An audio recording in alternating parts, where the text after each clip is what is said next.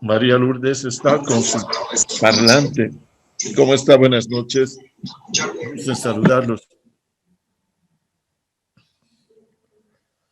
Sí, arrancamos. Creo que somos 13 en este momento. Estamos 1, 2, 3, 4, 5, 6, 7, 8, 9, 10, 11. Sí, arrancamos. Estamos con quórum. Creo que estamos bien. Vamos a arrancar la materia.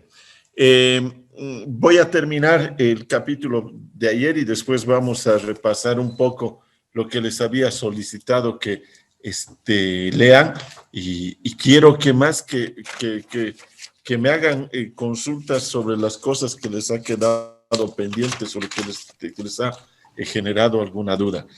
Habíamos hablado del comercio, hemos visto que el comercio tiene muchas aristas, tiene visiones particularmente el comercio internacional políticas, y les comentaba y les decía, si no pregúntenle a los hermanos chinos y a los hermanos norteamericanos que se están frecuentemente confrontando, pero no solamente ellos, los japoneses, la Unión Europea se confrontan porque es un tema de hegemonía. En este momento el mundo ya no se gana a balazos o a misilazos, en este momento se gana con dinero y con comercio, en función a poder controlar determinados espacios, territorios y recursos. ¿No es verdad? Los recursos son los más importantes en este momento y los países ahora no tienen riqueza por tener más cantidad de territorio, sino por tener el control de la mayor cantidad de recursos naturales, particularmente no renovables. En ese sentido nos habíamos quedado manifestando las ventajas, si ustedes quieren, o la importancia del comercio internacional, y habíamos indicado de que era una fuente de divisas, eso lo habíamos discutido ayer, otra que contribuía al desarrollo y crecimiento económico, lo habíamos discutido, habíamos hablado el tercero de permitir reasignar recursos de manera más eficiente, les había dicho que ese era un tema muy importante de poder, en este caso, cambiar de sector a otro sector que es más eficiente o en ese momento tiene más demanda a nivel internacional y no estar sometido directamente a la producción tradicional que en realidad te afecta. Estados Unidos ha tenido un éxito rotundo, les he dicho, por esa velocidad que tiene para reasignar recursos de manera más eficiente y pasar de un sector a otro sector. Permitir aprovechar las ventajas competitivas de los países. Aquí les voy a mandarles el quinto libro que les estoy proponiendo que por lo menos revisen, que es precisamente el libro de Michael Porter y se llama La teoría de las ventajas competitivas. Ventajas competitivas de Michael Porter tienen que leer para ver lo que es precisamente las ventajas competitivas que le dan los países, no solamente el tema de las ventajas comparativas, y finalmente nos favorece a generar una innovación tecnológica. Una cosa, quiero que les quede claro, una cosa es inventar y otra cosa es innovar. Yo puedo inventar un televisor y puedo innovar un televisor, y muchas veces de innovación parece que es mucho más importante que el invento. ¿Por qué? Porque se va desarrollando permanentemente dentro de lo que es la tecnología y la industria, ¿no es verdad? Solamente pensemos en el invento del auto y veamos en este momento la innovación de los vehículos autónomos o los vehículos que no necesitan ser conducidos. ¿De acuerdo? ¿Listo? Listo, sigamos. Por favor, córtenme cuando tengan algún comentario o cuando tengan alguna duda. Estoy encantado de la vida y estoy esperando que me hagan precisamente ese tipo de participación y me pregunten cosas. No quiero ser el único que haga el monólogo y ustedes estén, vuelvo a reiterarles, detrás de esa pantalla oscura y sabe Dios dónde están, si están en el inframundo o están en la dimensión desconocida, ¿no es verdad? Ok, Yamil, ¿cómo está? Buenas noches. Doctor, ¿cómo está? Buenas noches. Adriana, ¿cómo está? Buenas noches. ¿De Buenas noches, acuerdo? doctor. María, ¿cómo Buenas está? Buenas noches. noches. Gusto saludarlos, ¿ok? Muy buenas noches, licenciado. ¿Cómo le va? Me alegro verla. ¿De acuerdo? Talía, ¿cómo está? Buenas noches. Ok, seguimos con nuestra materia. Vamos. Ahora bien, ¿por qué el comercio internacional? ¿Cuáles son las causas para el comercio internacional? Lo que hemos hablado ayer de la necesidad y la escasez era del comercio en general. Y en ese sentido vamos a marcar dos elementos particulares que hacen huella o marcan la razón de hacer este comercio internacional. Y una de ellas es la distribución irregular de los recursos económicos. En ese sentido, está perfecto. Si ustedes se dan cuenta, no todos los recursos están distribuidos de una manera ecuánime u homogénea en el mundo. Hay países que tienen recursos en abundancia y otros países que no tienen ninguno de esos recursos, pero tienen otro tipo de recursos que pueden complementar o pueden llevar adelante a través de la negociación. Un ejemplo claro. Los saudíes, ¿no es verdad? Tienen muchísimo petróleo, pues no tienen agua. Los bolivianos tenemos mucha coca, tenemos mucha minerales, tenemos soya, pero no tenemos tecnología. Ahí hay un gran problema. Nos hemos especializado y somos unos monoproductores, o sea, lamentablemente nos hemos especializado en ser monoproductores, cuando deberíamos ser un poquito más avanzados en temas de valor agregado.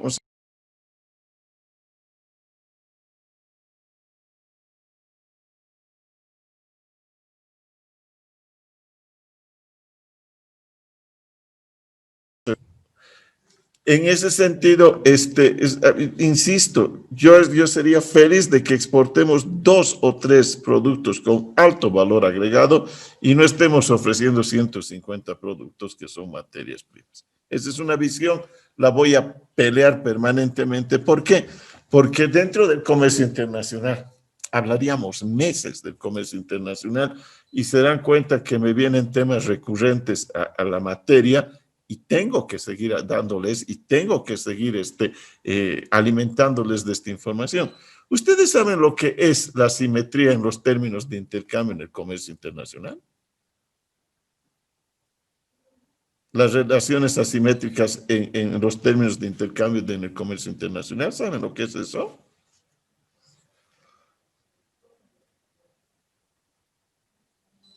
Si quieren pueden buscar, el Google lo sabe todo, ¿no es verdad? Decimos quedado, pero les voy a dar en este momento precisamente algún comentario adicional. ¿Qué es una asimetría en los términos de intercambio en los términos de intercambio comercial? Hagan de cuenta esto. Yo quiero comprar, y voy a poner un ejemplo, un avión presidencial y necesito 38 millones de dólares. Eso es lo que hemos gastado nosotros comprando el avión presidencial hace 14 o 12 años atrás. ¿Cuántos kilos o cuántas toneladas, en este caso, necesitas tú de papa o necesitas tú de soya o necesitas tú de gas de metros cúbicos o necesitas tú de minerales para comprar ese avión? ¿Qué es lo que habla precisamente esa relación asimétrica? Que lamentablemente los productos o las materias básicas tienen un precio marcado, que su tendencia no es elevarse ostensiblemente. Y cuando tú solamente produces y vendes esos productos, vas a necesitar cada vez más cantidad de ese producto o volumen de ese producto a exportar para comprar cosas que sí tienen valor agregado o tecnología. El ejemplo que les he dado es absolutamente claro. Imagínense, digamos que necesitamos 38 toneladas, por así decir, es poco, porque cada una estaríamos hablando de $1 millón, por así decir, de soya para comprar ese avión. Pero de pronto ese avión de aquí a 10 años va a ser más sofisticado y de pronto no va a costar 38, sino 42, y entonces necesitas 42 toneladas de soya, es decir, 4 más para poder comprar ese avión. Por eso es que se habla de esa distorsión y esa asimetría en los términos de intercambio comercial. ¿Cuántos pares de zapatos, cuántos quintales de harina, ¿Cuántas toneladas de hierro necesito para comprar un satélite, para comprar un tanque de guerra o para comprar un auto blindado para que nuestras autoridades se protejan de todo mal y de los bolivianos que los pueden liquidar? Porque parece un auto blindado, ¿no es verdad? Están aterrorizados en ese caso y quieren tener un auto blindado para que nadie los mate. Y ese auto blindado es bastante más caro que un auto común. Ahí está el tema que les quería señalar. Por lo tanto, vamos otra vez, el comercio internacional obedece a dos causas. Una, la distribución irregular de los recursos económicos. Bolivia tiene muchos, nos han hecho creer pero que tenemos muchos, pero no importa que tengamos muchos, lo que necesitamos tener es en cantidad, en volumen para poder ser potencias exportadoras. Miren, los saudíes no tienen más que petróleo y gas, pero lo tienen en cantidad. ¿Por qué los venezolanos en este momento están en ese entuerto?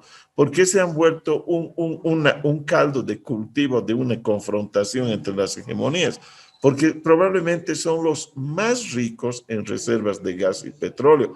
Y lo quieren los chinos, lo quieren los rusos, lo quieren los iraníes, lo quieren los americanos. Todos se quieren meter ahí. Y se darán cuenta que ese país, una vez que dejó de producir petróleo, su economía se ha ido al diablo. Esa es la verdad.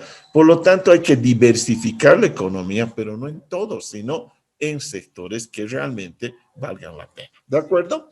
Por lo tanto, la distribución irregular de los recursos económicos hace que haya comercio. Yo le voy a vender gas al Brasil y Brasil me puede vender, por así decir, productos farmacéuticos, o me puede vender vehículos y yo le puedo vender a Chuño o no sé si les gusta o quinoa y ellos me van a vender en este caso algodón o soya, ¿no es verdad? Entonces ahí está esa distribución irregular de los recursos económicos. La otra, la diferencia de precios que se dan en el momento de la producción, es decir, ¿dónde se produce más barato? Bolivia, por ejemplo, insisto, se darán cuenta que dentro de lo que es el comercio internacional, tiene y aquí entra una ventaja comparativa y competitiva en la producción de coca. Insisto con ese producto, ayer ya les insistió, porque en ese sí tenemos una ventaja comparativa y una ventaja competitiva. Ahí está. Entenderán que no va a ser lo mismo que produzcan en otro país, por eso es que no producen coca en otro país, salvo dos que son los vecinos, que es Colombia y que es el Perú. Y en ese sentido, cuando hablamos, uno, de la distribución irregular de los recursos económicos y la diferencia de los precios de producción, aquí sí que otra vez, y eso es lo que se quejan los países industrializados, cuando te hablan de que la mano de obra que tienen los latinoamericanos o los países en desarrollo es bastante más barata y que estaría compitiendo deslealmente con ellos. Eso no es así, sino que esa es una realidad. Nuestros sueldos son bastante más baratos aquí, nuestros estándares de vida son más baratos que de ellos, pero nosotros no vamos a competir en todo con ellos. El ejemplo que les estoy dando es tecnología. O sea, nuestra mano de obra es muy barata, pero si no hacemos teléfonos celulares, no hacemos televisores, no hacemos autos, no hacemos aviones, o sea, ¿por qué estaríamos compitiendo con ellos? Nosotros estamos produciendo cebada, estamos produciendo quinoa, estamos produciendo sal.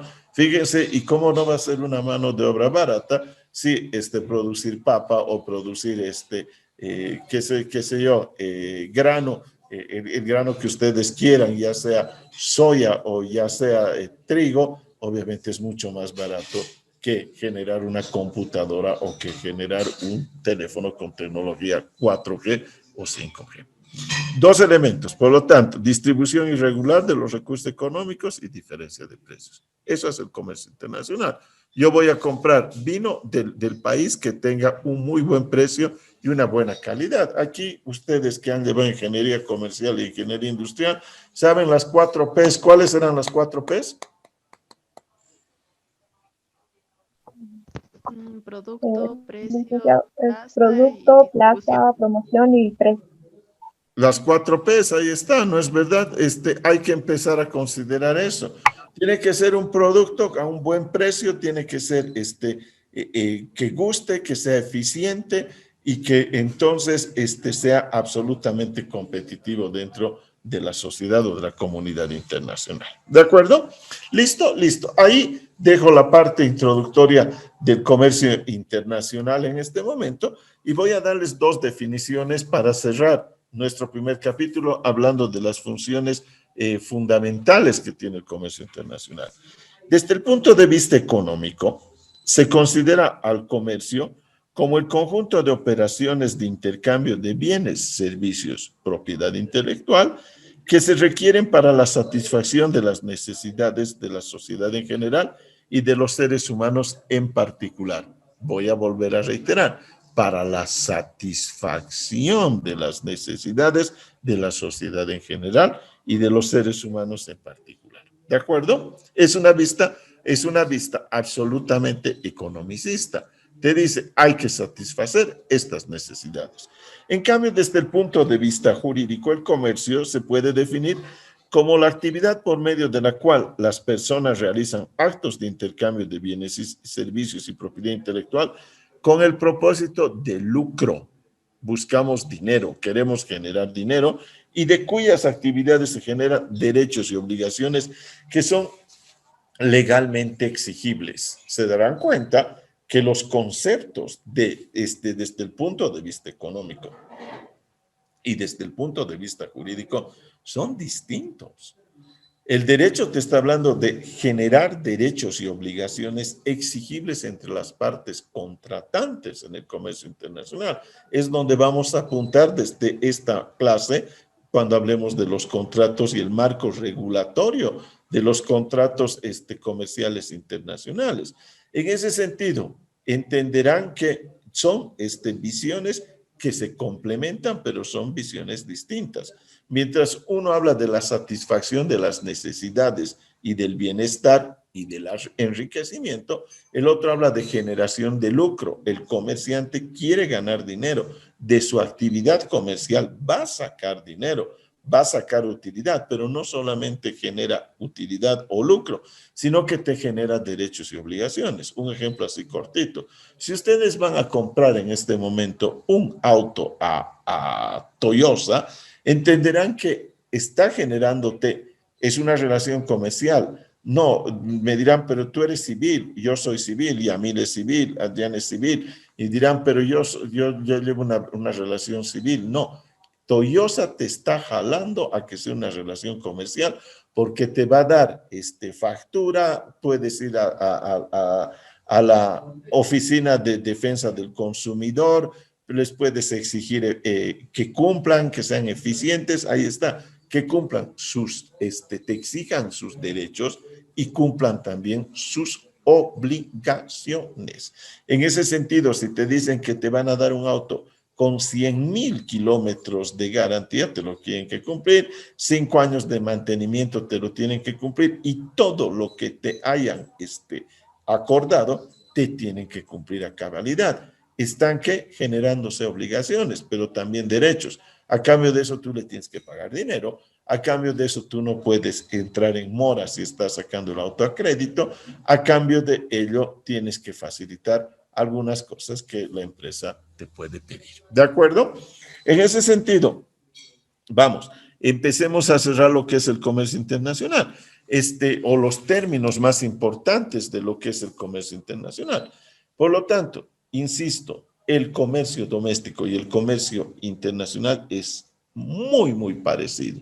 Solamente que hay uno que va a atravesar fronteras que son virtuales y el otro se va a dar en una sociedad o en un medio en el cual no necesite esa transferencia o ese traspaso de fronteras que se ha ido soslayando durante los últimos años. ¿Por qué?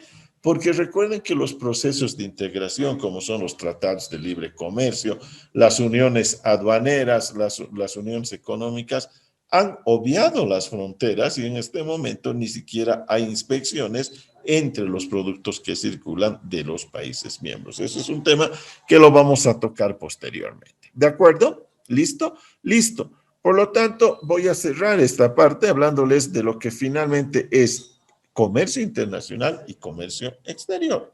Son dos conceptos distintos. No es una exigencia y no hay por qué hacerse el piola de decir, sabes, hay gente que confunde esto, sí, porque no son especialistas y no están obligados a ser especialistas. Muchas veces vas utilizando los términos de manera indiscriminada entre comercio internacional y comercio exterior, pero que hay una diferencia, sí hay una diferencia.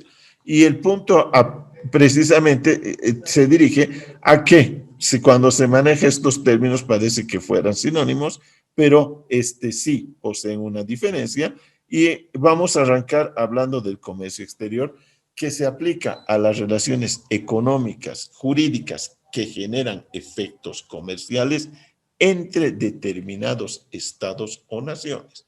Voy a ser un poquito más explícito en ello.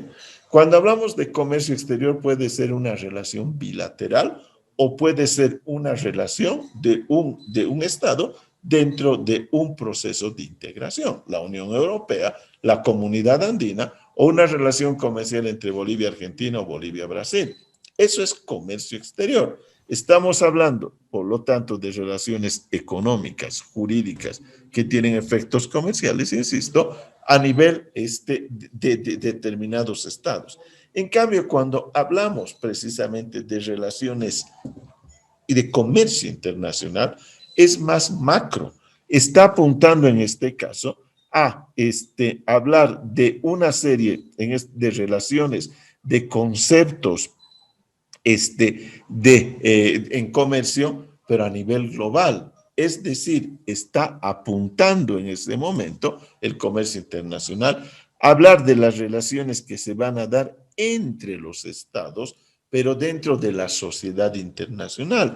Y entonces hablas de comercio internacional, por ejemplo, cuando hablas de la Organización Mundial del Comercio, o cuando hablas de comercio internacional, puedes hablar de la Comisión de Naciones Unidas sobre el Derecho Mercantil Internacional. ¿Por qué?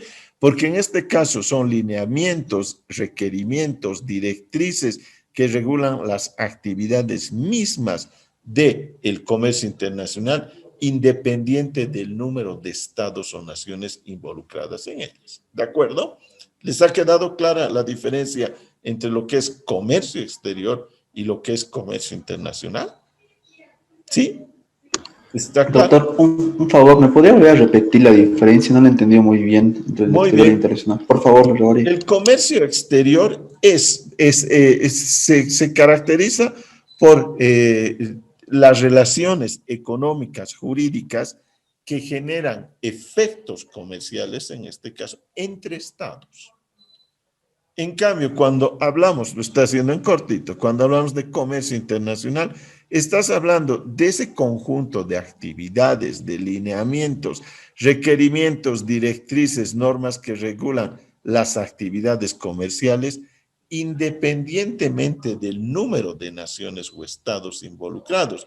En pocas palabras, apunta a todo ese conglomerado de relaciones comerciales, sean de bienes, servicios y propiedad intelectual dentro de la sociedad internacional. Y el ejemplo más claro, el que maneja la regulación, y por eso es el próximo capítulo que vamos a tocar nosotros, que regula el comercio internacional, es la Organización Mundial del Comercio. ¿De acuerdo? Eso, ahora sí les está claro. Y en cambio, comercio exterior es una relación entre Bolivia y Perú, o Bolivia y Chile, o Bolivia, Perú y Chile. Pero está hablando de determinadas relaciones muy segmentadas entre estados. En cambio, el comercio internacional es ese macro, es esos lineamientos, esas normativas, esas regulaciones que van a abarcar todo el espectro de las relaciones económico-comerciales a nivel internacional. ¿De acuerdo? ¿Sí? ¿Estamos, Yamil? Sí. Sí, doctor, gracias. Me alegro mucho. Ahora bien, terminemos hablando en este caso de las características que presenta el comercio en este momento global. Hemos hablado, voy a recordarles de algunos libros. Ayer hablamos de La Tierra es plana de Thomas Friedman. Hoy día hemos hablado de otro libro que se llama Ventajas competitivas de Michael Porter. Después les había hablado de von Clausewitz, les he hablado del arte de la guerra, de Sun Tzu, como libros que valdría la pena que le den una ojeada o por lo menos vean un resumen dentro de lo que pueden encontrar en la red. ¿Cuáles son las características que presenta este comercio global? Voy a ser muy cortito cuando hablemos de la globalización. Si ustedes leen el primer capítulo del libro de Thomas Friedman, que es La Tierra es plana, ese libro yo les pido que lean ese capítulo en la EPC, en Derecho y Empresa. ¿Por qué? Porque los 10 puntos que maneja Friedman y dice, estos 10 puntos han aplanado el mundo, son todos eminentemente comerciales. No voy a entrar al detalle porque nos quedaríamos esta clase discutiendo esos 10 puntos, pero son eminentemente comerciales. En ese sentido, ¿por qué les estoy comentando? Porque se ha globalizado el mundo.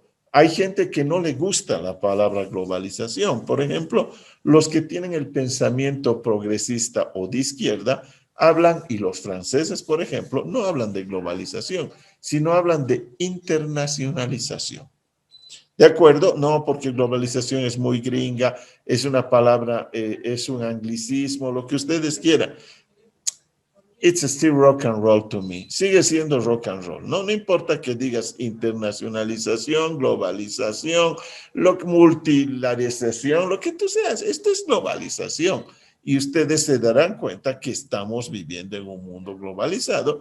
Y ayer con los pensadores contemporáneos les decía, como es Noel Harari, como es no al-Harari, perdón, no es Noel, es Noel Harari, o como es Byung-Chul Han.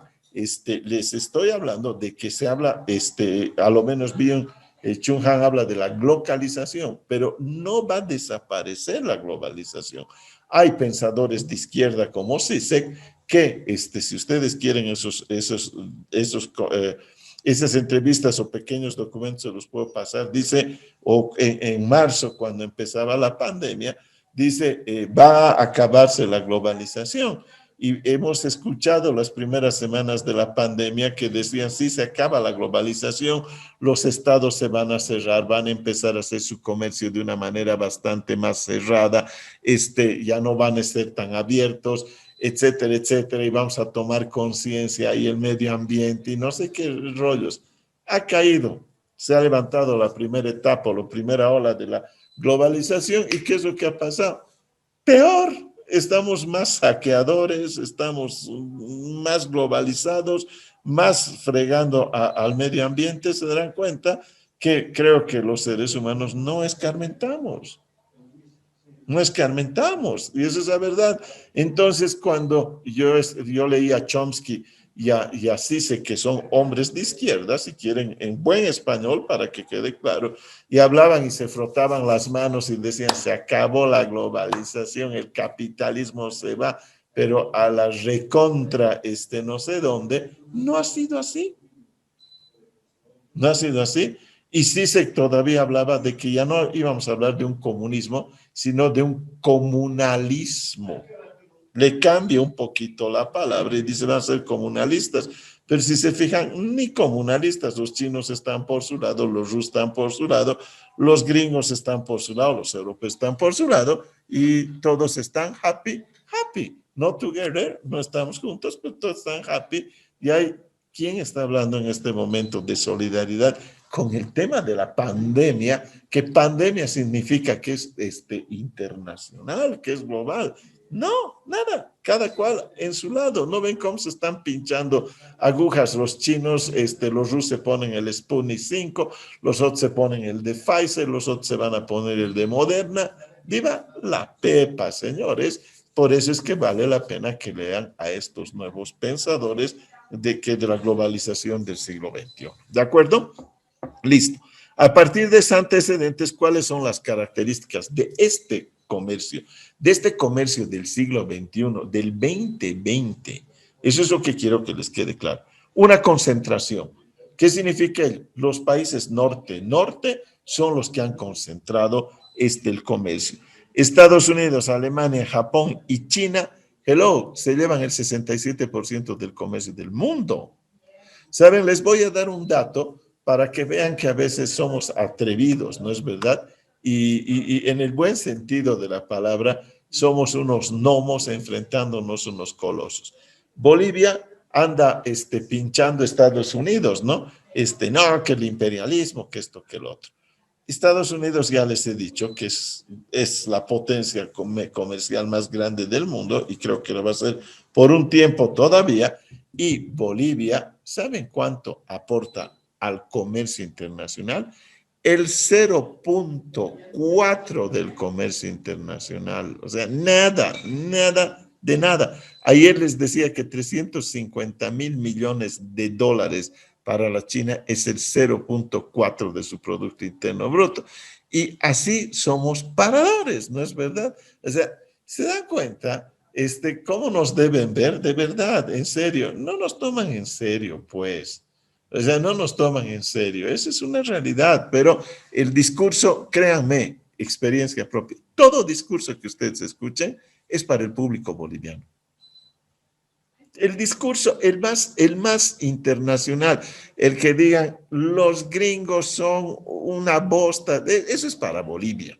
Los chinos son nuestros hermanos, eso es para Bolivia, de verdad. Y yo creo que si dicen los gringos son una bosta, yo creo que el señor Trump ese día no debe dormir de tan impresionado que debe estar porque le han dicho que los gringos son los imperialistas, una bosta.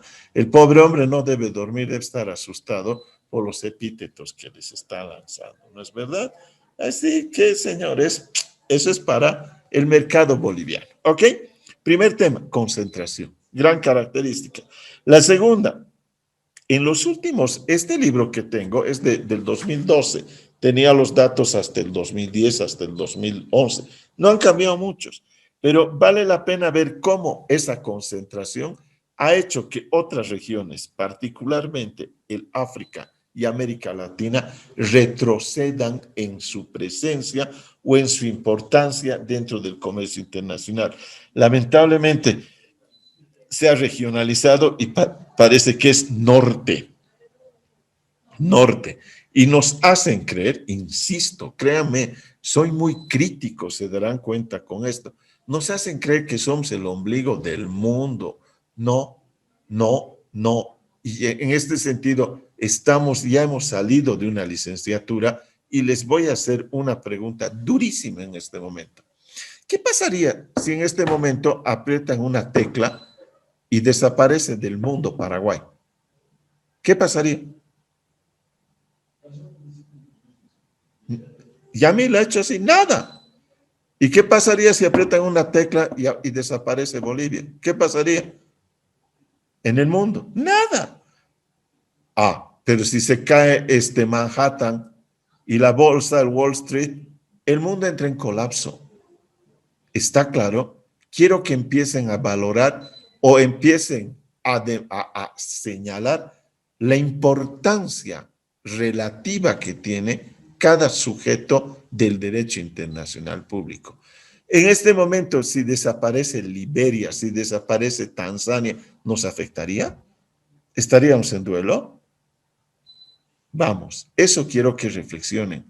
No nos hagamos meter los dedos a la boca, insisto, busquen la información.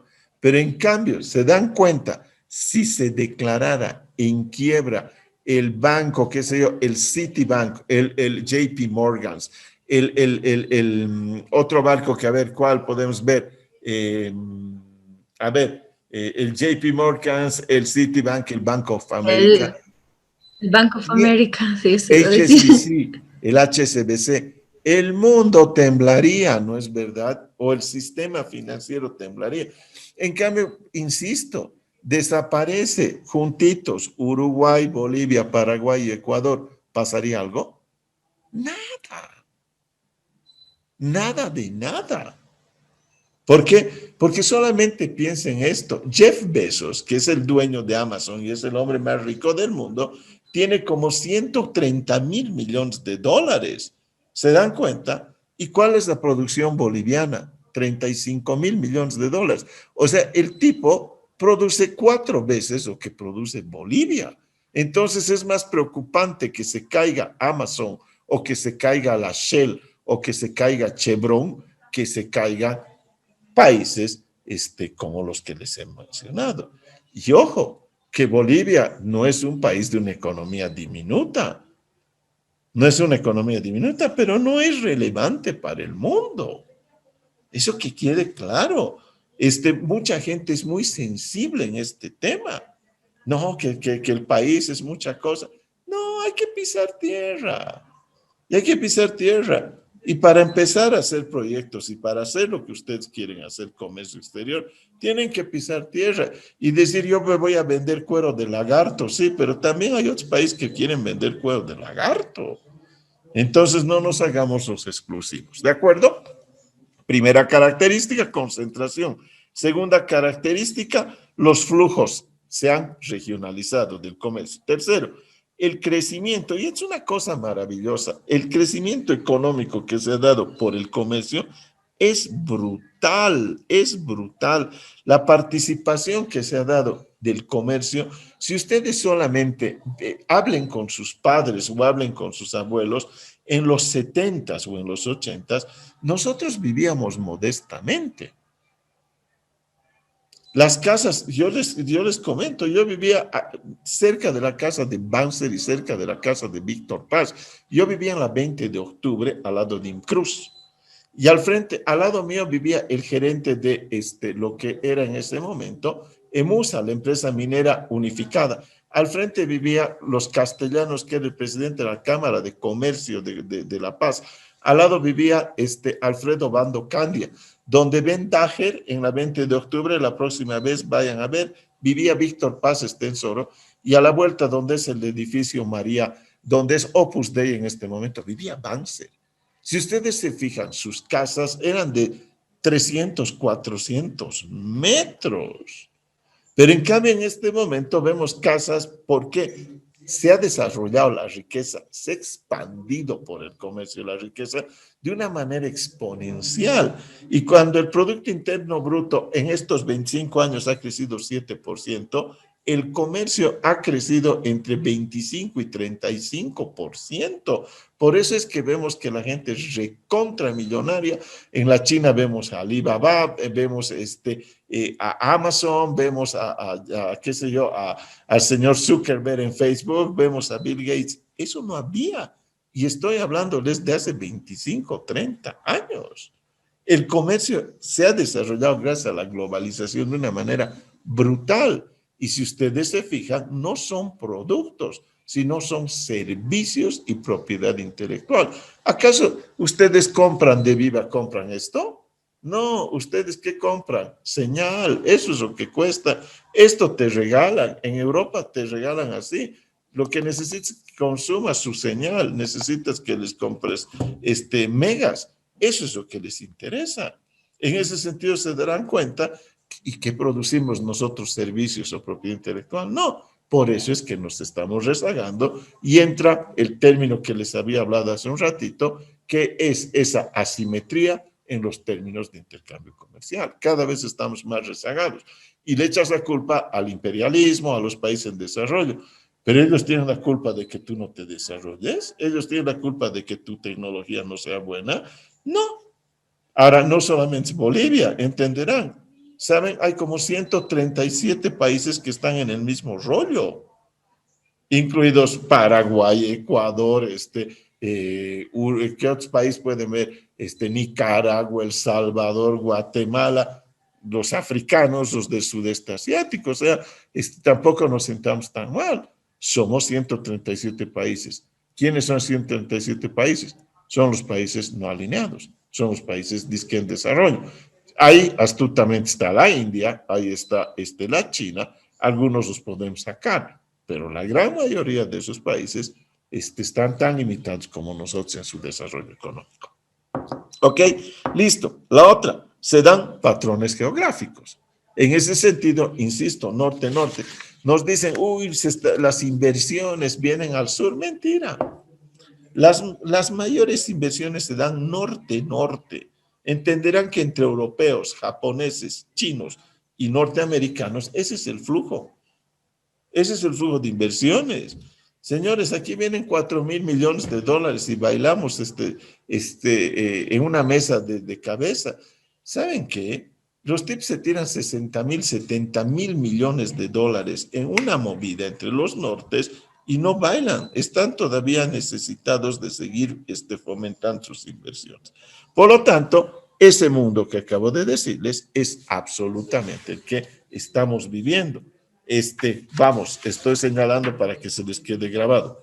Concentración, regionalización, el crecimiento exponencial del comercio, patrones geográficos, vamos a otro, hay una dependencia.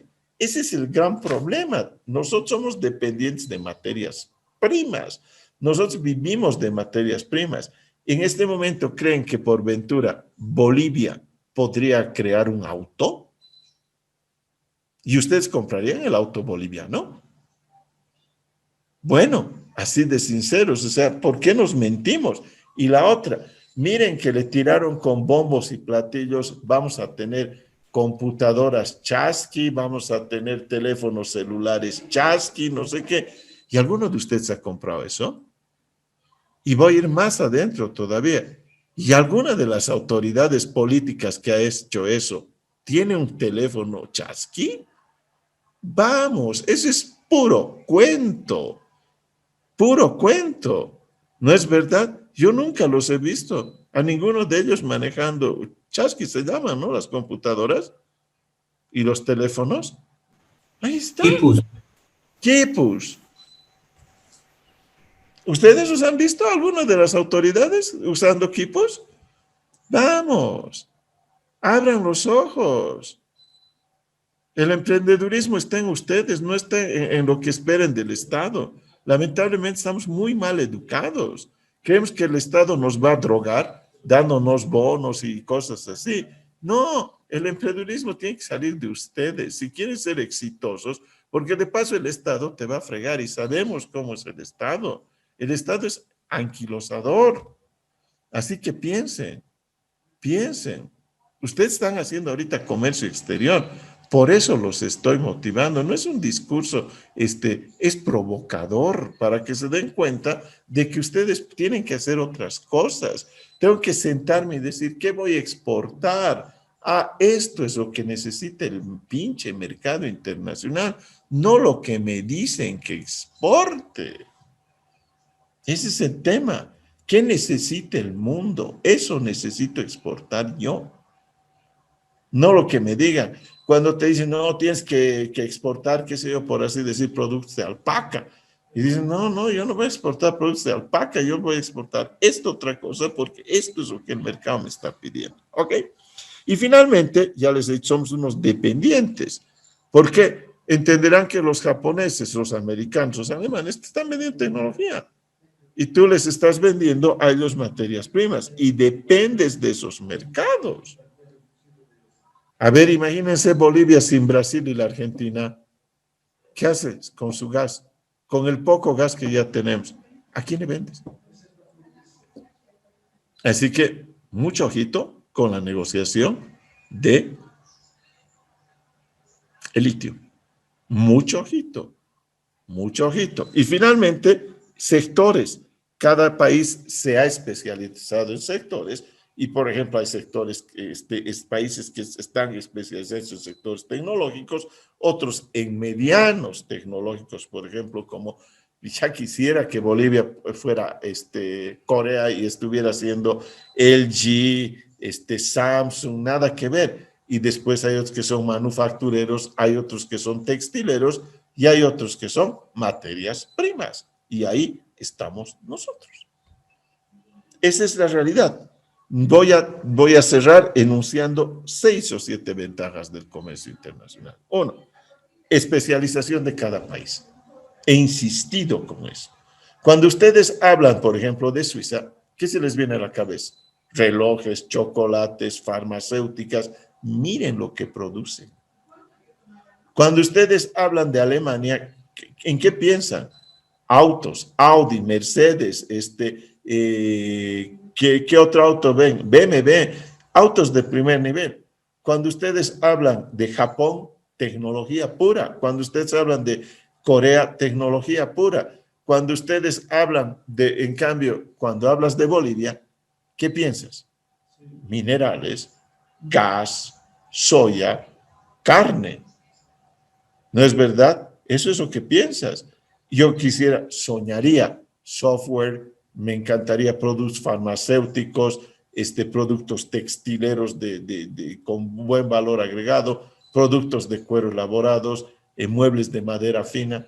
Eso, miren, no he hablado de tecnología, pero eso quisiera. No quiero ser un mentiroso o un vendehumo como que pues no, nada que ver, podemos hacer otras cosas, pero se necesita políticas comerciales en serio. Se necesita políticas comerciales en serio. ¿De acuerdo? Listo, cada país se especializa en aquello o en los productos que tiene donde es más eficiente. ¿En qué somos eficientes? Vinos de altura, ya les he dicho. Puede ser soya, pero al ladito tienes Brasil y Paraguay. Ojo, ¿no es verdad? Carne, por eso es que tenemos que buscarnos y a sablazo limpio mantener nuestros espacios o nuestros nichos de mercado. Otra, esa es una ventaja, es que los países se especializan en los productos donde tienen una mayor eficiencia. Otra, la estabilidad de precios internacionales. Por lo tanto, no pueden volar los precios. ¿Por qué? Porque si de pronto un país empieza a especular con su precio, otro te va a decir, yo te vendo más barato, más barato, más barato. Se estabiliza por el precio internacional. Otro, hace posible que un país importe aquellos bienes cuya producción interna no es suficiente o no la produzcan. Ejemplo claro, Bolivia, tecnología, autos, ¿no es verdad? ¿Qué otra cosa? Nosotros tenemos todo, hasta ropa de segunda. ¿Pero por qué?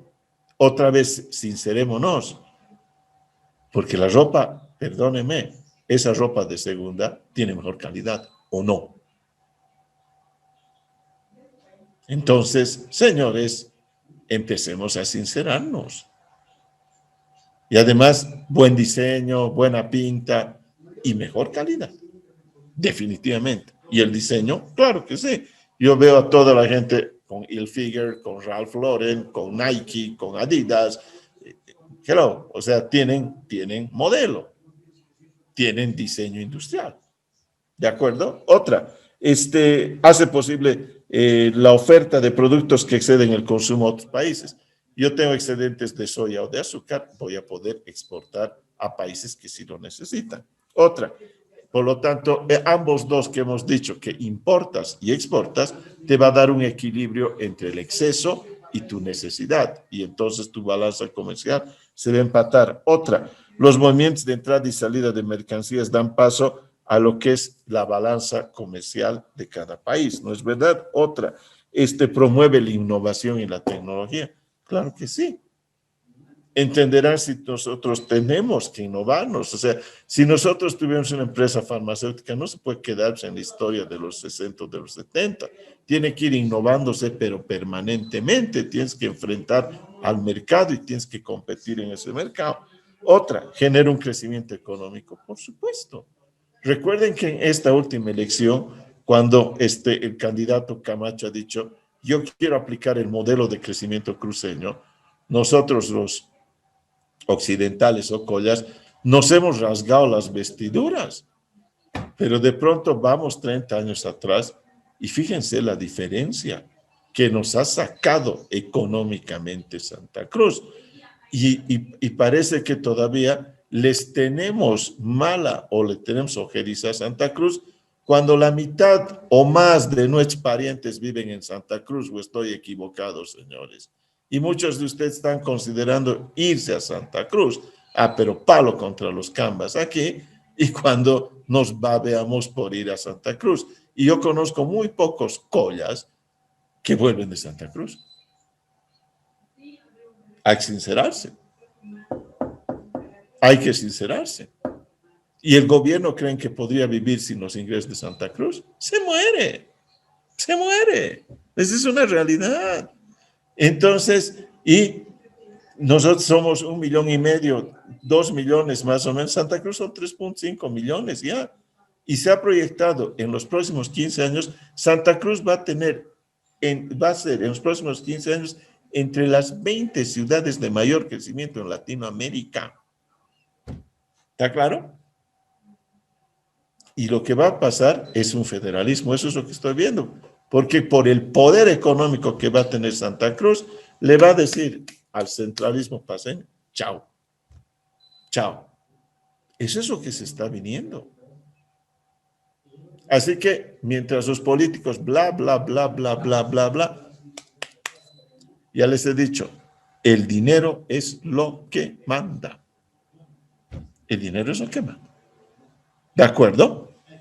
Ok, listo, genera un crecimiento económico. Lo voy a dejar ahí. ¿Tienen alguna pregunta sobre este primer capítulo? ¿Alguna duda? Doctor, los últimos puntos que hemos visto era... ¿Puede hablar un poquito más fuerte, Talia? Los últimos puntos que hemos visto es sobre las ventajas que promueve el comercio exterior, el No, comercio internacional, son o las que... características del comercio globalizado. ¿De acuerdo? Son las características. A las últimas, sí, hemos manejado las ventajas son estas, cada país se especializa. Estas sí, perdón, pensé que me estaba hablando de estas que son sus características, concentración, el crecimiento del comercio respecto al Producto Interno Bruto, el crecimiento o la regionalización, la escala geográfica. No, son características. Lo que hemos hablado son ventajas. Voy a reiterar, especialización de los países, precios estables a nivel internacional, hace posible poder adquirir productos que no producimos o somos limitados, hace posible exportar y vender productos que somos, en este caso, excedentarios, hace posible el equilibrio de la balanza comercial de los estados, el movimiento de entrada y salida de mercancías, hace posible la innovación y la competencia, hace posible, en pocas palabras, el crecimiento económico de los estados. Sí, esas son las ventajas del comercio internacional. Gracias, doctor. No, de nada. Ok, listo. Ahora bien, con esa introducción que hemos tenido del comercio internacional, vamos a hablar de cómo nos vamos a vincular. Y en ese sentido, nos vamos a vincular a través de dos elementos que les he pedido que lean. Uno, en este caso, los contratos va a ser una, y vamos a hablar posteriormente del comerciante. ¿De acuerdo? Ahora bien, voy a ir así, a vuelo de pájaro, para que ustedes, quiero que hayan entendido lo que han leído. ¿Qué es un contrato? Bueno, doctor, un contrato vendría a ser un acuerdo entre partes, ya sería a través de personas naturales o jurídicas que a través de principios, reglas y normas hacen cumplir lo pactado, ¿no? Como indica el Código Civil, un contrato es cuando dos personas se ponen de acuerdo para crear, modificar o extinguir un acto jurídico. Eso dice, gracias, Yamil. Esto es un control de lectura. Habíamos quedado eso, así que espero su participación. En ese sentido, Yamil ha definido el artículo 450 del Código Civil Boliviano, que es el contrato. Está muy bien, pero ustedes pueden tener otro tipo de visiones más amplios todavía de los contratos, en este caso. La otra cosa, ¿cuáles son los elementos fundamentales o requisitos sine qua non, sin los cuales no existen contratos? Muy buenas noches, licenciado. Es la forma, el consentimiento y el objeto.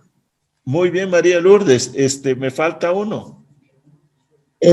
Forma, objeto, consentimiento. Ay, ya me olvidé la última. Son cuatro. Son cuatro. Está Sí, bien. son cuatro. Es el consentimiento, es el objeto. Les falta uno. La causa, doctor. La causa. La causa. ¿Alguno de ustedes me puede diferenciar qué es el objeto y qué es la causa?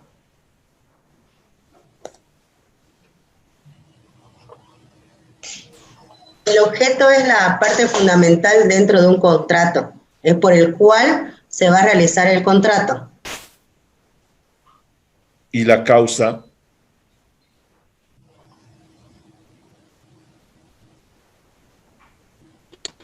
Podríamos decir que la causa, autor, es la lo que justifica la creación de la obligación del acuerdo entre partes. Katia, Madaí, Karen, Catherine, Lisette, por favor, quiero escucharlos. Henry, quiero escucharlos. Participen.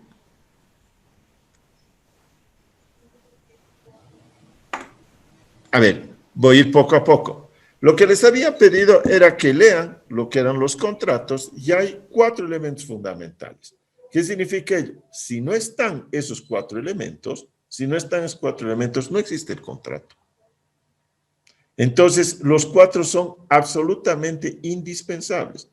El consentimiento, ¿cómo puede entenderse? ¿Alguien me puede explicar qué es el consentimiento? Voy a ir por partes. El consentimiento vendría a ser, doctor... Yamil, espéreme que participen sus compañeros y si no les cedo la palabra para que no me acusen y me digan es que usted nunca me ha dado la palabra. Así que les voy a dar 3 segundos para que participen algunos de los otros colegas. ¿Qué es el consentimiento, colegas? El consentimiento, doctor, se puede dar ya sea expreso o tácito, ¿no es cierto? El expreso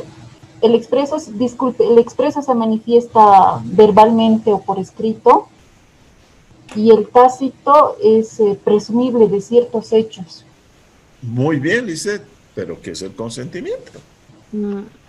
Es el acuerdo. ¿Está bien el acuerdo? O Lisette, usted está con la palabra, dígame, ¿es el acuerdo de qué? Es el acuerdo entre 2 partes. ¿Sería el acuerdo voluntario, doctor? ¿Usted cree que hay un acuerdo involuntario, Katia? Doctor, Le dejaremos a Katia un segundito. Sí. ¿Quiere hacer un comentario adicional, Katia? No.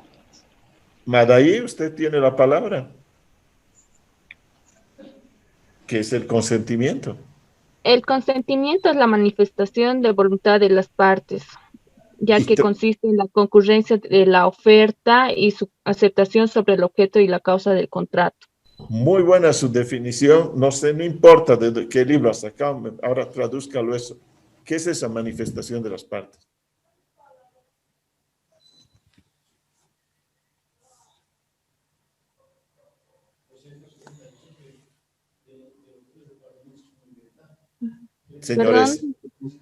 Señores, lo que les pido es que lo que lean empiecen a digerir.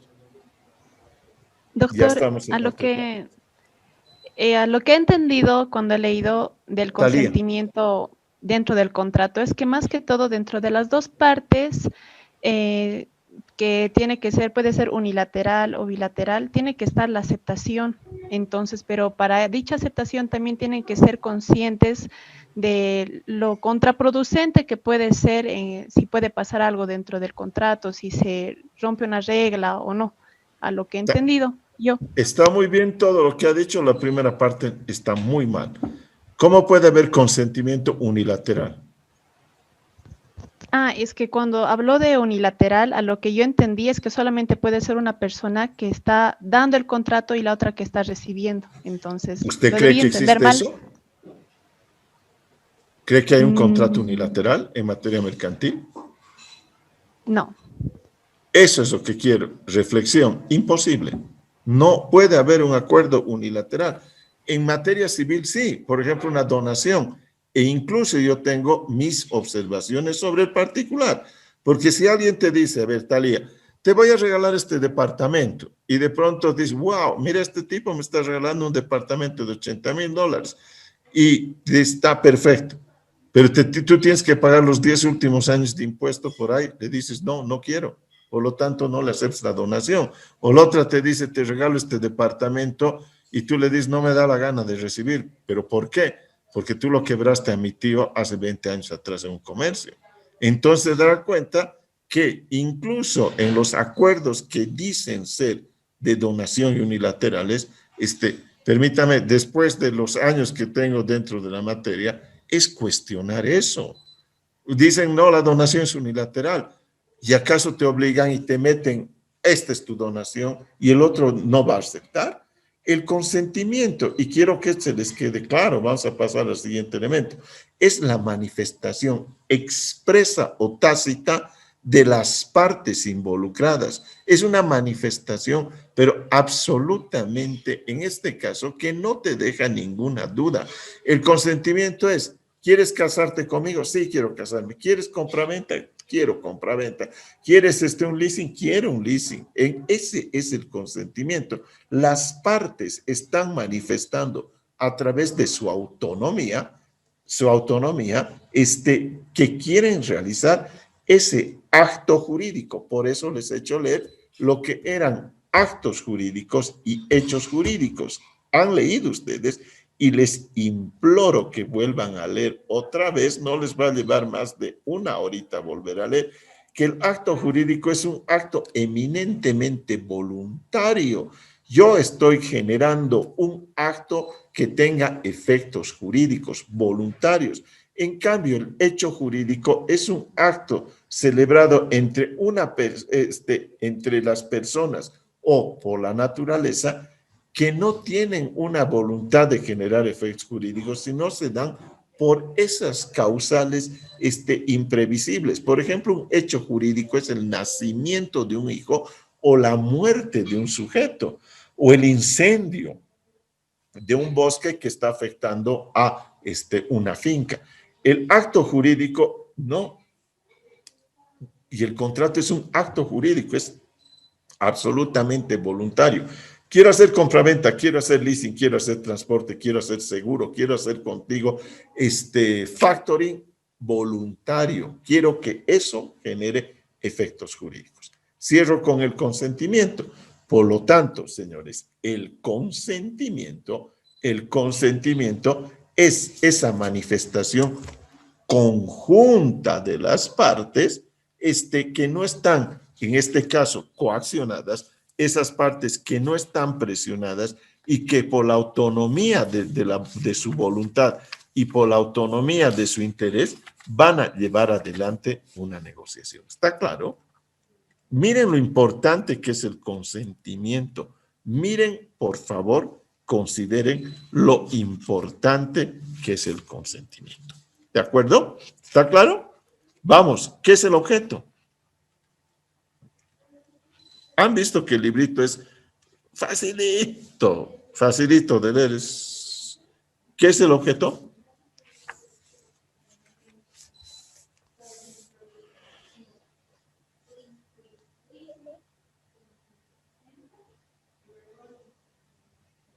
¿No? Como dicen los gringos, you have the floor. Ustedes tienen la palabra. ¿Han visto por qué les he implorado de que vuelvan a leer?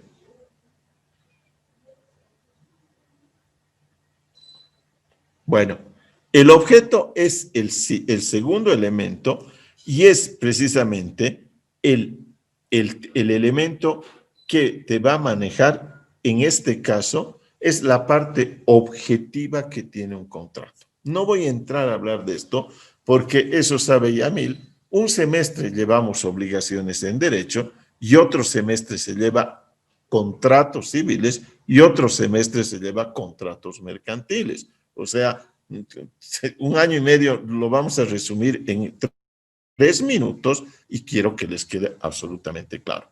En este sentido, dentro del marco de un contrato, el objeto en este sentido es el elemento objetivo que tiene dicho contrato.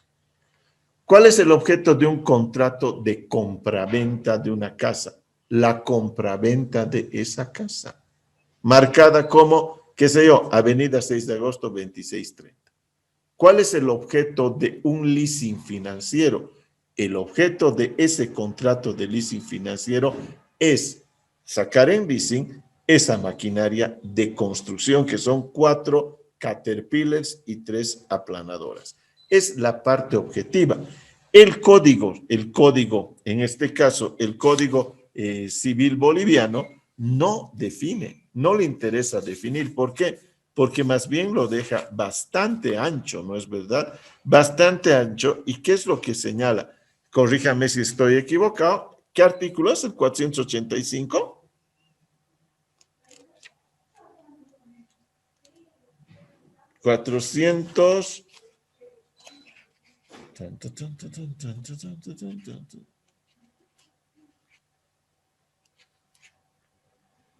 ¿Dónde está el objeto del contrato? 485.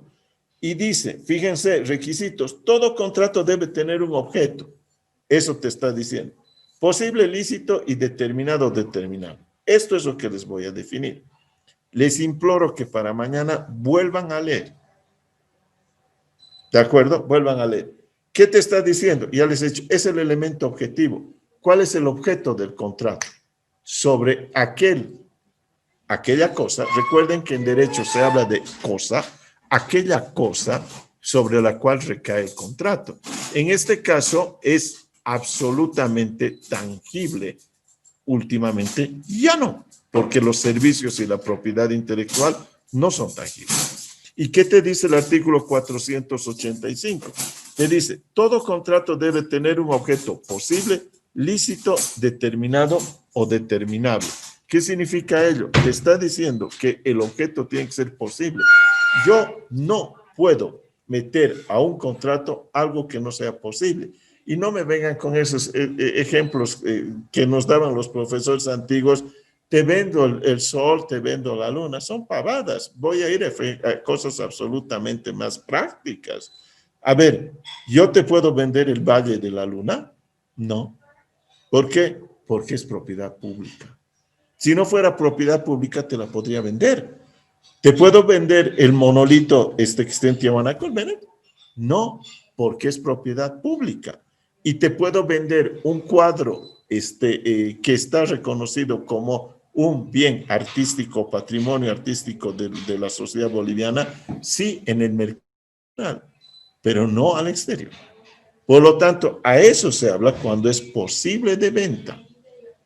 ¿Está claro? Este cuadro Arcángel Arcabucero de la escuela cusqueña o de Melchor Pérez de Holguín, te lo vendo. Entre los bolivianos sí, pero no puedes vender al exterior. A eso se está refiriendo cuando es un objeto posible. Lícito, que está dentro del comercio legal. Por ejemplo, ¿acaso no tiene objeto? Y aquí entremos en una discusión otra vez de las que me gusta provocar y que algunos de nuestros queridos colegas no quieren tocar.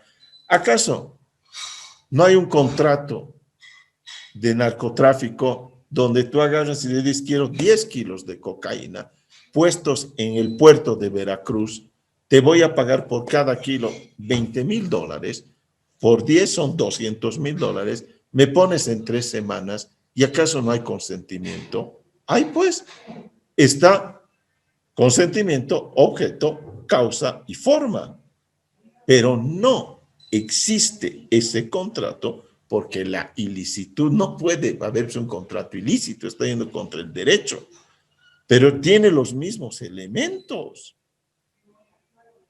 Contrabando de armas, lo mismo. Contrabando de personas, lo mismo. Tráfico de órganos, ¿acaso no tiene objeto, causa, consentimiento y formas? Claro que tiene, pero eso quiero que les quede claro. No existen contratos ilícitos. Por eso este artículo te dice, es posible, pero no es lícito. ¿Acaso no es posible vender cocaína o marihuana? Pero no es lícito. El objeto es ilícito. Por lo tanto, no existe este contrato. El contrabando.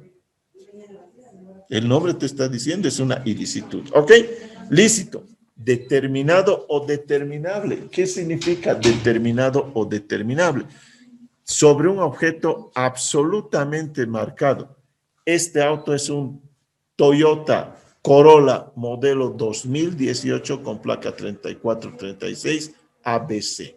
Determinado. Motor, chasis, está determinado. ¿De acuerdo? Esta casa, Avenida Arce, 2385, o este departamento, edificio Arguedas, departamento 3A, lado norte, 105 metros, determinado. O determinable. mucho. Y eso van a llevar ustedes muchísimo en comercio. Son ventas a futuro, que por eso se llama determinable. Yo en este momento puedo, digamos que soy el señor Franolik de Break y voy a comprar, voy a ir a Los Yungas y decir, te compro todita tu producción de cacao para marzo. Es una venta a futuro, determinable. ¿Por qué? Porque no sé si van a ser 3 toneladas, 2,5, 3,50, no sé, pero es determinable. El momento que llegue, ahí vamos a hacer números y había sido 3 toneladas 750. ¿Me entienden? Por lo tanto, el objeto que les quede claro, objeto que hemos dicho, posible, lícito, determinado o determinable. ¿Está claro? ¿Está claro lo que es el objeto? Por favor, manejemos eso. El tercer elemento, la causa. ¿Alguien quiere decirme qué es la causa? Doctor, buenas noches. Uy, es el motivo. Nos hemos pasado como bestias, pero avísenme, oiga, tampoco los quiero hacer trasnochar. Terminemos con la forma y nos marchamos, ¿no es verdad? La causa es el motivo por el cual se está llevando a cabo el contrato, creo. Por lo tanto, la causa es el elemento subjetivo. Teníamos un elemento objetivo, que es el objeto. Aquí está el elemento subjetivo. Y dice el 489, la causa es ilícita cuando es contraria al orden público, las buenas costumbres o cuando el contrato es un medio para eludir la aplicación de una norma. El motivo ilícito es cuando el motivo que determina la voluntad de ambos contratantes es contrario al orden público o las buenas costumbres. Aquí viene. Te vendo te compro tu casa. ¿Ok? Sí, te compro tu casa. Sí, ¿y para qué? Voy a hacer una casa de juegos. Ah, no. Ahí está el propósito. La causa es ilícita. ¿Está claro? Por lo tanto, no te puedo vender. ¿Y para qué estás comprando este departamento? Ah, ¿sabes qué? Voy a poner un lugar de tráfico de menores de edad. No te puedo vender. La causa es ilícita. ¿Para qué quieres mi finca? Voy a poner una fábrica de cocaína. No, la causa es ilícita. ¿Está claro? No puedes entrar a una venta, a un contrato, cuando la causa es ilícita. ¿Está claro? Eso quiero que les quede claro. La causa tiene que ser lícita. ¿Qué significa ello? Que no esté prohibida por el ordenamiento jurídico, que no vaya contra la moral y las buenas costumbres y que no vaya contra el interés público. ¿De acuerdo? Vamos, tercer elemento. Vamos a la forma. Y en ese sentido, ¿qué significa la forma? Dice el 491, no te define. Dice contratos y actos que deben hacerse por escrito, formas determinadas. Por lo tanto, no han querido meterle en ese sentido. Yo sí le voy a meter. La forma son aquellos requisitos, aquellas solemnidades o requisitos que te pide el propio ordenamiento jurídico. Por ejemplo, para que nosotros compremos una casa, te exige que sea documento público, que vayas ante un notario y que la minuta que presente tu abogado se vuelva un testimonio. Es un documento público y con eso tienes que ir a sacar tu registro en el folio real, en derecho real es tu registro de folio real, tu registro catastral. Si no cumples esos requisitos, muchacho, no eres propietario de ese bien. El ordenamiento jurídico te pide esas condiciones, esas formalidades por dos factores particulares. Uno, porque necesita una solemnidad. En el matrimonio, por ejemplo, te pide 2 testigos por nuca, 2 por cada lado, un oficial de registro civil, te pide esos requisitos formales. Si no haces, no hay matrimonio, aun cuando que la ames, la adores, que sea lo máximo, que más que Chapulín Colorado, no importa. O sea, no funciona, ¿de acuerdo? Cuando vas a comprar un banco o una línea aérea, lo mismo. Te pide cuentas, libros, estados bancarios, lo que sea, formalidades. Te pide por dos cosas, por una solemnidad y por otro factor fundamental. Se llama ad solemnitatem, te está pidiendo por un carácter de solemnidad, y ad probatorium, como un carácter probatorio. En este momento tu auto se ha parado y entonces se ha pinchado una llanta y tú llamas al seguro. ¿Y qué te dicen? Lo único que te piden es tu número de póliza. Ah, sí, es verdad. ¿Por qué te dicen? Ah, es un mecanismo probatorio. La formalidad te la da el ordenamiento jurídico mismo. Y si no cumples, no va a pasar absolutamente nada. Lo siento mucho haberme pasado 20 minutos. Por favor, me entusiasmo con la clase. Deténganme, en verdad se los digo, deténganme. Les voy a pedir un favor. Quiero que revisen otra vez lo que hemos avanzado hoy día y vuelvan a leer lo que es el capítulo 1 y la clasificación de contratos, porque cuando entremos a hablar de contratos, ustedes tienen que saber qué es un contrato aleatorio, qué es de tracto sucesivo, qué es un contrato conmutativo, qué es un contrato sinalagmático, un contrato nominado y nominado. Necesito que manejen. Yo se los puedo dar, pero no vamos a terminar el proyecto o el programa. Por lo tanto, necesito el apoyo suyo. Y esas cosas, creo que con 2 lecturas que le den al capítulo 1 y 2, ya está. ¿De acuerdo? Mañana nos vemos. Como dicen los italianos, un piacere. Ci vediamo domani per la serata. ¿De acuerdo? Nos vemos en la tarde. Si no tienen dudas, me empiezo a despedir de ustedes. ¿Comentarios? ¿No? Bueno, doctor, como un aporte, yo creo que sería importante también hablar del tema de los vicios del consentimiento y las personas capaces que pueden celebrar un contrato, ¿no? Lean, por favor, porque hablar de los vicios del consentimiento están ahí. Y hemos llevado objeto, causa, forma, consentimiento. Lleven error, dolo, violencia. Nada más. Error, dolo, violencia, que son los vicios del consentimiento. Y lo aclaramos un poquito mañana. Pero necesito que clasifiquen, está la clasificación de los hermanos Masó, para que me digan, este contrato es así, tienes características, porque necesitamos. ¿De acuerdo? Súper. Espero que la clase les haya sido útil, de verdad. Y espero que que les haya gustado. De verdad, a mí se me pasó la hora. Lo siento. Les mando un abrazo. Cuídense, que estén muy bien. Mañana nos vemos 7:30. Es horario normal. Yeah. Gracias, doctor, por su clase. Gracias. Súper. Que les vaya muy bien. Gracias. Buenas noches, Lice. Doctor, buenas noches. Buenas noches, doctor. Y a todos, buenas noches. Chao. Buenas noches, doctor. Buenas noches, compañeros. Hasta luego. Hasta luego. Yamil. Hasta luego, doctor. Hasta luego, compañeros. Adiós, Liz.